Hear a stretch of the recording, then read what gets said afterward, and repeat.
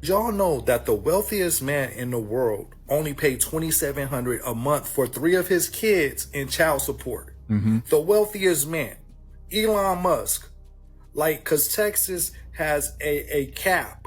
Like, you can't pay no more than $2,700 a month for 3 kids. So that applies to Yep. anyone, how regardless of how much money you make.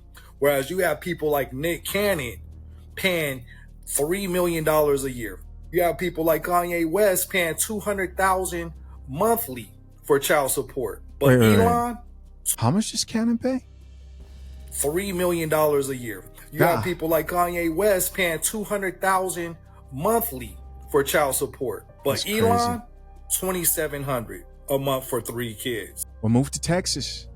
Move to Texas. I'm seeing a lot of people create a lot of different think pieces on the Elon Musk being granted access to the child support database. A lot of people have questions like, is he going to get rid of child support? I don't think so. Like, that's just that's like on the high hope spectrum. That's out there in probably not happening, right? But I do think that if we can get any type of change whatsoever, then that would be a good thing. I think people are just excited that there's somebody who is a government entity who's actually addressing these problems, who can probably relate to it, right? The caption of this video says Elon Musk only pays $2,760 a month in child support for 3 kids. That is true. Texas has a cap. If I was Nick Cannon, I wouldn't have, well, if I was Nick Cannon, I wouldn't be doing what he's doing. But if I was Nick Cannon and I wanted to have more children, they would be in Texas for this very reason, because millions of dollars in child support is just insane. And now Elon is attacking child support, the Department of Child Support. That's next on his list to dismantle. Could you imagine if Nick Cannon was the head of Doge?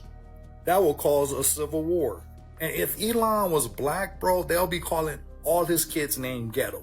Because what is X? What is AE? What is Pi 314? Ghetto names. You guys know my stance personally. You may have a different one. Cool. But a bunch of kids without a present father who can be there as much as possible is, to me, not the ideal situation.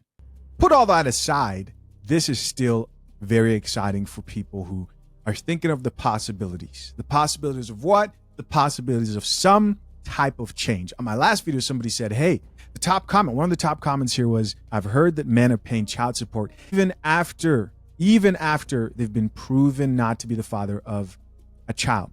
That in itself should be one of the first things that should be addressed. Imagine being cheated on, because these are the stories that I've heard multiple times. You guys have been watching the Coffee Pod for a while. You've seen this. You're married. And in many states, if you're married to a chick, she steps out, some guy comes in, right, busted cheeks, and you end up catching her.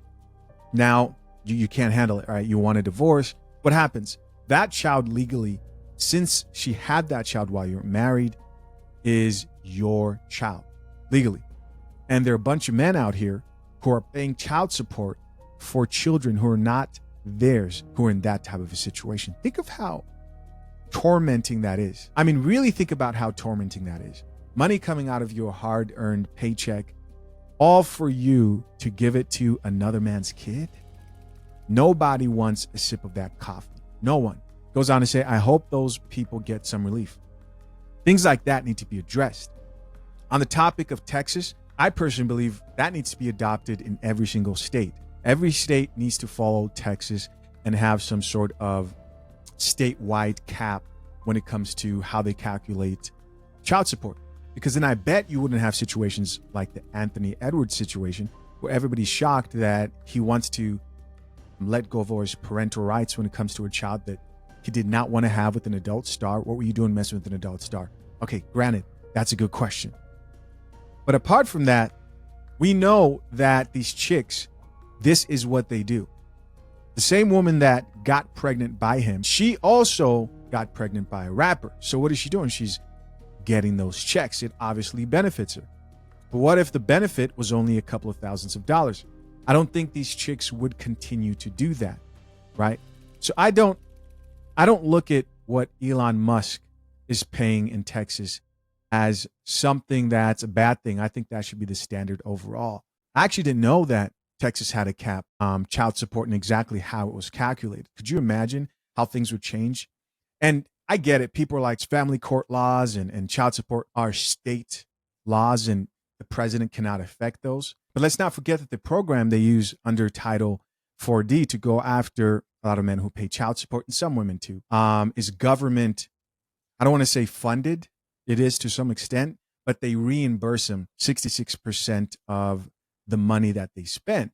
And so there is a possibility here. For example, this is just me, I'm speculating here, imagining how this might be addressed. If, let's say, they wanted to fix the situation with the false paternity test, they could implement some sort of policy that could encourage them to make sure that they take those fathers off child support who've been proven to not be the father, right? The only way that these states would do this is if you'd affect their reimbursement or the bonuses that they give them for going after men. Yes, they do give these states bonuses. And so they might accrue penalties, for example, if they audit them, so on and so forth.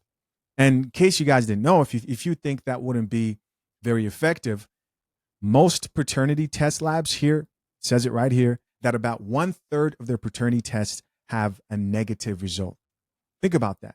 And this is without mandatory paternity tests at birth. Can you imagine the havoc that would be caused if paternity tests were mandatory at birth? It would be insane. I think a lot of things would happen. One of the things I think that would happen is that chicks would stop being 304s, right? Stop letting any dude clap the cheeks for fun.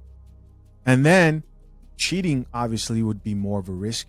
So that may go down. With that being said, I understand that now you have to put a task force together to go hunt down Chad and Pookie and whoever else is out here on a mission to create broken homes, right? Who wants to do that? Who wants to go on a Pookie scavenger hunt?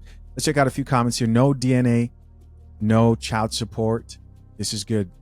This is what people want right here. Somebody says, I 100% agree. Plus, people who paid should get back pay with interest if found they are not the parent. I think most men, even the ones who may be currently paying child support, I think most men are reasonable.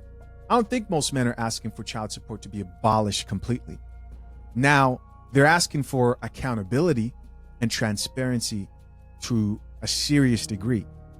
And I definitely think they need to audit the child support system for fraud. This next commenter says, as a single childless man, I'm tired of paying for single moms. Somebody else who says, the whole family court system needs to be overhauled.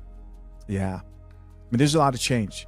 I don't think people should, because some people are like, man, why are you guys even talking about this or celebrating over this? Because this is exciting news. This is real life. This affects real people in real life, and things need to change. Listen, as always, I appreciate you guys for checking out yet another episode of The Coffee Pod. To my men who are soon to be married, are currently engaged, consider heading over to fathershaverights.com and accessing the #1 guide to drafting a solid and legally binding prenuptial agreement.